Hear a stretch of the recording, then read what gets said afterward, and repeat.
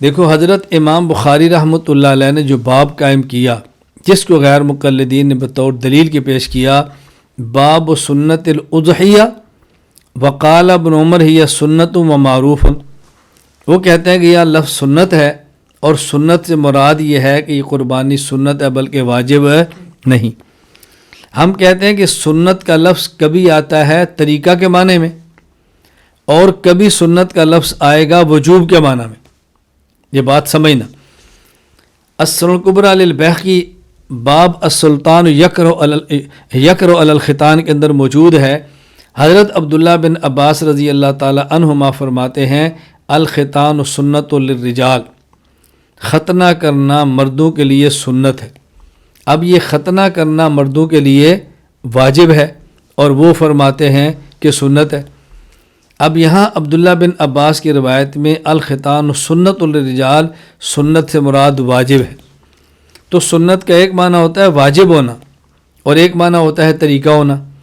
باب سنت الاضحیہ وقال ابن عمر ہی سنت و معروف، اگر یہ سنت سے مراد واجب ہو تو پھر ہمارا موقف ثابت ہوا، غیر مقلدین کا ثابت نہ ہوا، اور اگر سنت کا معنی طریقہ ہوا تو پھر بھی ہمارا موقف ہوا، غیر مقلدین کا نہ ہوا۔ سنت سے مراد طریقہ ہوگا تو تب بھی ہمارا موقف، اور سنت سے مراد واجب ہوگا تو تب بھی ہمارا موقف۔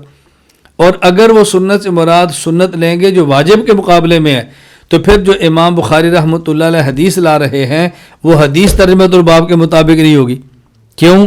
امام بخاری تو فرما رہے ہیں من ذبح بعد الصلاۃ تم نسک واصاب سنت المسلمین، کہ جس آدمی نے عید کی نماز کے بعد قربانی کی اس کی قربانی بھی ہو گئی، اور اس نے مسلمانوں کے عمل کے مطابق کام کیا۔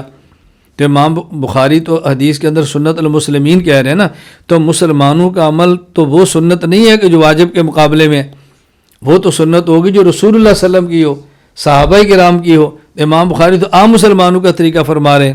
میں اس لیے گزارش کر رہا ہوں کہ سنت سے مراد اگر آپ لیں طریقہ باب سنت الاضحیہ تو موقف ہمارا ثابت ہو گیا، اور اگر آپ باب سنت الاضحیہ سے مراد لیں واجب تو پھر بھی ہمارا موقف ہوا، اور اگر سنت الاضحیہ سے مراد یہ ہو کہ سنت ہے واجب نہیں، تو پھر امام بخاری جو حدیث نقل کرتے ہیں واصاب سنت المسلمین، وہ حدیث اس کے مطابق نہیں ہوگی۔